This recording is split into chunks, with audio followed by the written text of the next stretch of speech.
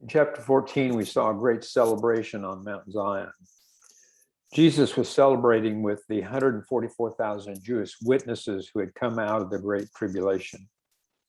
Then we saw an angel warning every nation, tribe, language, and people of impending judgment and pleading with them to worship God. And we saw a second angel announcing the destruction of Babylon, which is representative of man's organized rebellion against God. Chapter 14 finishes with an allegory of God's wrath against those who had received the mark of the beast. By now, hopefully you've realized that John's experience is not a single vision, but multiple visions. Each vision covers the same event from a different perspective. First, there were the 7 trumpets, then the 7 plagues. Finally, next week, we will learn of the 7 bowls. All of these speak of the events leading up to the end of the age. This brings us to chapter 15. Chapter 15 is a short chapter that serves an introduction to the 7 bowls of God's wrath that we will see in chapter 16. Let's begin today's study and read verses 1 through 4 of chapter 15. I saw in heaven another great and marvelous sign, 7 angels with the 7 last plagues. Last, because with them God's wrath is completed. And I saw what looked like a sea of glass glowing with fire, and standing beside the sea, those who had been victorious over the beast and its image and over the number of its name. They held harps given them by God and sang the song of God's servant Moses and of the Lamb. Previously, we read about 7 trumpets blasts beginning in chapter 8. The 7 trumpet blasts announce 7 plagues, and they're directly connected with the 7 plagues mentioned here. This chapter serves as a prelude to the 7 plagues, which will be revealed in chapter 16. With these 7 plagues, we see God's wrath completed. We learned last week that there are 2 Greek words for anger or wrath. Here, the Greek word thymos again is used, which means passionate anger or boiling over anger. With the completion of these 7 plagues, God's passionate anger is completed. Here, God's anger has reached a boiling point. His patience has run out. He unleashes his fury on those who have continually rejected him. In contrast to those who are recipients of God's wrath, are God's people who have been victorious over the beast, that is the Antichrist. These are those who have been martyred during the Great Tribulation. They stand beside what looked like a sea of glass glowing with fire. Walvoord has this to say about the sea. The sea is designed to reflect the glory of God.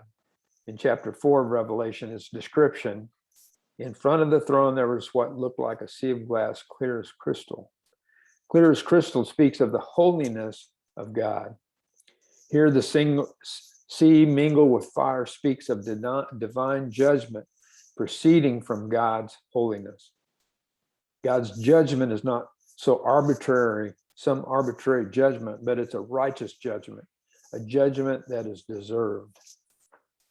I can only imagine that those standing by the sea of judgment would be reminded that if it weren't for the mercy of God, that this judgment this was a judgment that they also deserved, because they have accepted God's unmerited free gift of salvation. They have escaped such a terrible judgment.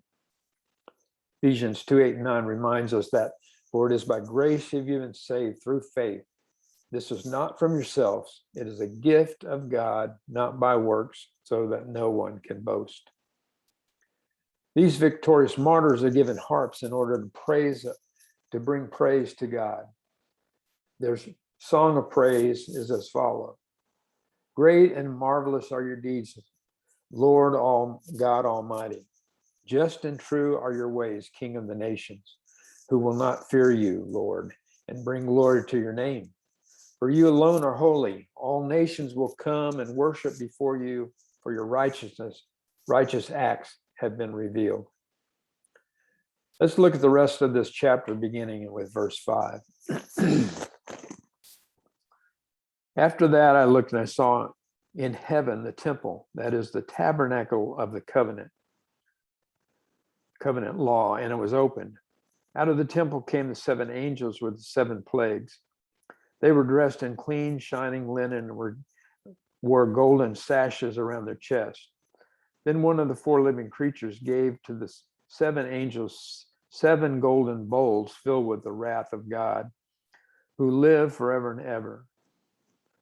And the temple was filled with smoke from the glory of God and from his power. And no one could enter the temple until the 7 plagues of the 7 angels were completed.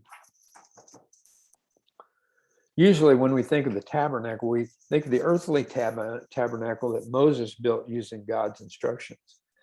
But we miss that the tabernacle was built to model the tabernacle in heaven where God resides. Hebrew 8:5 speaks to this. They serve at a sanctuary that is a copy and shadow of what is in heaven. This is why Moses was warned when he was about to build the tabernacle. See to it that you make everything according to the pattern shown to you on the mountain. So this tabernacle here is not the earthly tabernacle, but it's the heavenly tabernacle where God resides. The 7 angels emerge from the tabernacle, and they're given 7 golden bowls. These 7 bowls contain 7 plagues. The significance of the bowls is that the contents can be poured out quickly. For instance, if you have a water bottle, the content takes longer to pour out. A bowl, on the other hand, can be poured out very quickly. This lets us know that these plagues will be poured out quickly on those who remain in the earth and who have received the mark of the beast.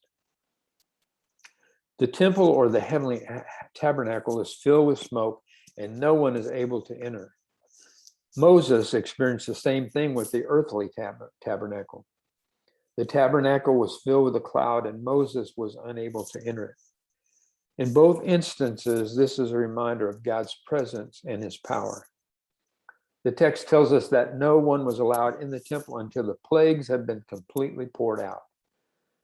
God's judgment must be fully carried out. Once this is complete, then access to the temple and presence of God can no longer be denied. We need to be like those standing by the sea, those who persevere, those who are faithful, those who are victorious.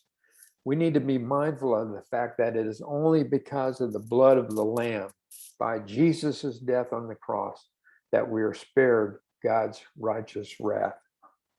We need to make sure that we live daily in obedience to Christ and to his teaching.